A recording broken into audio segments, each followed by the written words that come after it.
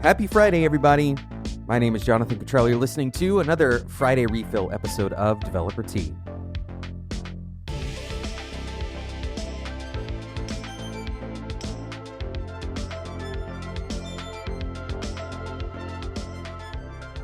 I'm going to start off the episode by thanking one of our Discord community members, the Drowsy Archer, who asked this a question that kind of spurred on this particular episode.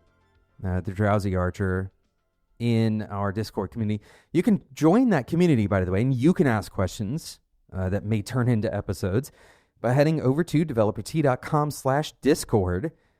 And we'd love to have software engineers who are looking to level up, who are looking to grow in their careers, who are looking to have meaningful conversations. That's developertea.com/Discord. So I'll summarize what the Drowsy Archer mentioned in their question. They've been working at the same company for around 6 years. They're kind of struggling putting that 6 years of work into a resume format. And they've attempted to kind of generalize it, but they're having trouble creating kind of the wow factor. Part of the reason that they feel this way is because they didn't necessarily have direct access to the production data for the projects, right? They would deliver it to another team who would take it forward. That data turns out to be impressive, but only to their internal team. It's hard to kind of explain the value of that externally, right? So this is the setup that we have for today's episode. As we go into the weekend, we're coming out of a time in the world.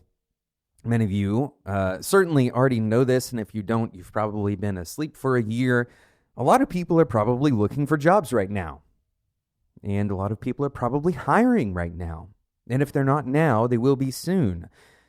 And not only because of COVID, but because it's kind of hiring season. This seems to be a time when people's budgets are kind of firming up, and new jobs are popping up. It tends to be a hiring season. There's another hiring season that happens later on in the year. But because of this, a lot of people are also looking at their resumes, and they're trying to figure out how to make themselves look good to recruiters, look good to hiring managers. How do we do this? How do we make our resumes look good? And we're not going to cover the whole subject of that today.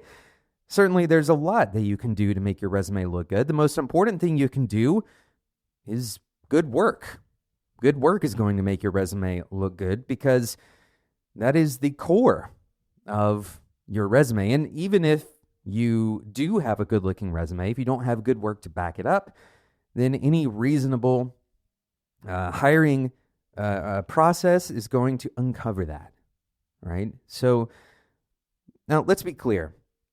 When I say that a reasonable hiring process is going to uncover your good work or your lack of good work, I want to be very clear that if you don't have a massive portfolio of work, that doesn't mean you're unemployable, right? That should be hopefully a very loud message that you take away from this, because there are a lot of people listening to this right now who, for the exact reason that your work is insufficient for what you would call a legacy, right? You don't feel good about all the work that you've done, and you want to improve, right? You want to take the next step.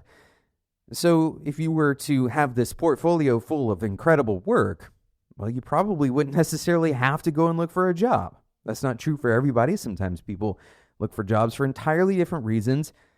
But for a lot of people, the reason you're looking for a job is because you want to grow. You want to do something different. You want to continue doing more complex or more involved or more interesting, exciting work. And for that reason, you're looking at your resume, and this is a very important factor. You're looking at it through your own experience. And you can't look at it through someone else's experience. It's impossible to do, but it is possible to remember that your perspective of your experience colors it. In other words, your way of thinking about those projects Your way of thinking about the bullet points on your resume is necessarily going to be different. In fact, perhaps drastically different from anyone else's, including that hiring manager, including that recruiter. So with that in mind, right, let's remember that our own perception of our work is going to be colored, especially when we're looking for another job, right? There's going to be things that we think are very important on our resume that aren't. There's going to be things that we don't think are important that are. And there's going to be some things that we are struggling to communicate that would be important but end up being underplayed. These are all kind of ways that resumes can go wrong. Now, here's a very important factor in clarifying the impact points on your resume. All right, when I say impact, I mean the things that a recruiter is going to point at and say, this sets this person apart, or this qualifies this person above the last 5 candidates I looked at, right? The impact points.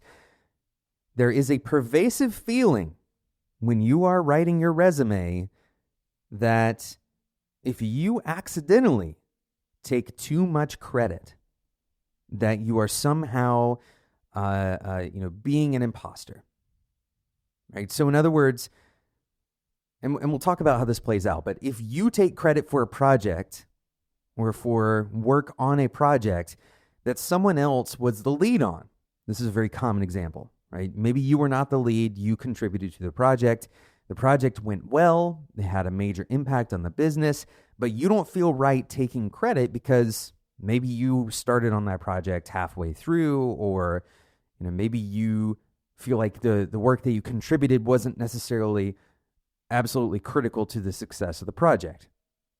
I know I'm talking to a lot of you very directly right now because I had this exact experience on many occasions in my career, and I know other people who have as well. They felt like they were not a critical part of the team. They felt like their contributions were not, incredibly important, and that if somebody were to put it under a microscope, they would say, oh, we could have, cut you out and it wouldn't have mattered, so you can't really take credit for it. And you have to stop thinking this way, right? This is a thought that you need to eradicate from your memory, okay?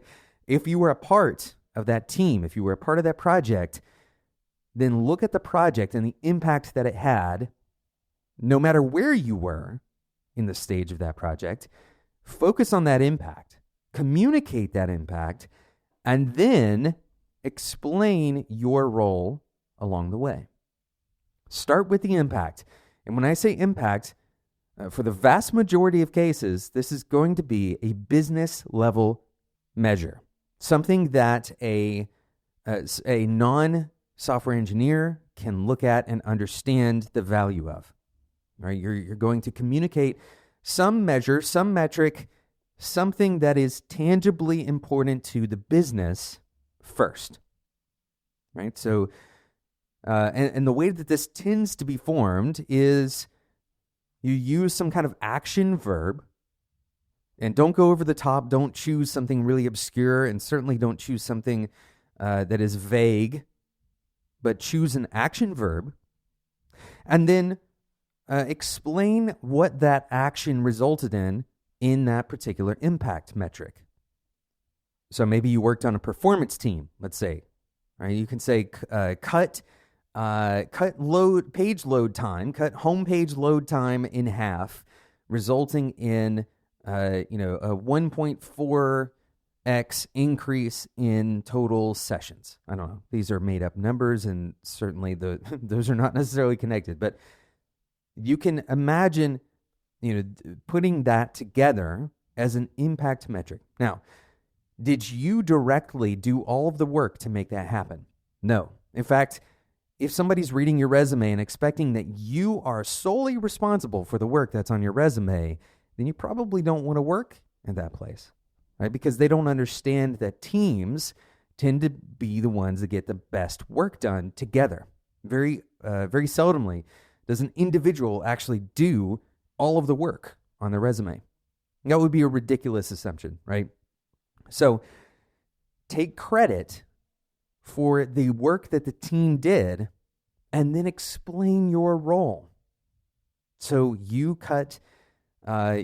helped cut that page load time in half by optimizing the image loading sequences, or maybe you worked on, I don't know. These are all very, very ridiculous examples, but you can understand that you had a part to play, right? And that your role in this, you're connecting it back to the business impact. But here's what I want you to do with this, all right? I want you to come up with, let's say, 3 of these kind of impact metrics, impact moments, projects that you worked on that had some kind of impact.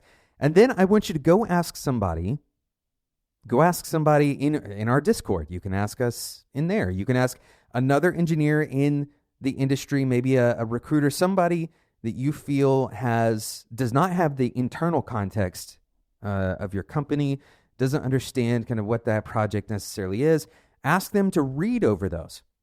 They don't have to do a whole review of your resume.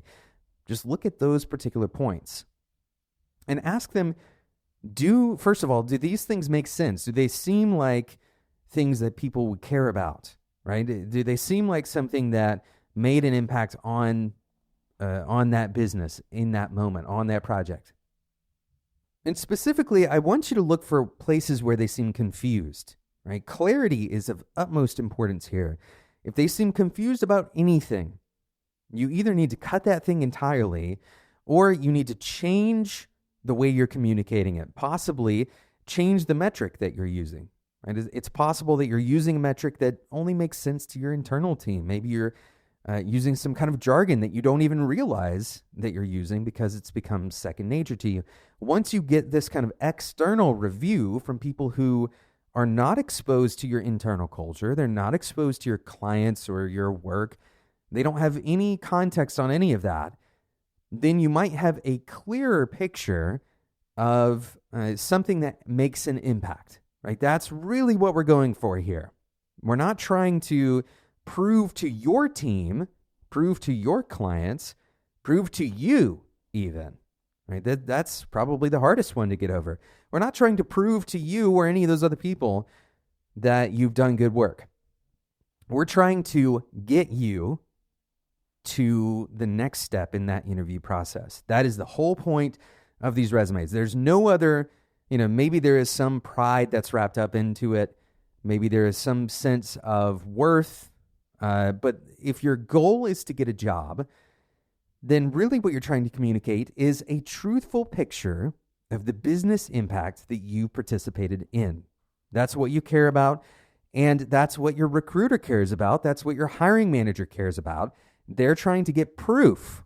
They're trying to get proof that you have the makeup of someone who's going to have a tangible impact on metrics that they care about, that they actually want to pursue.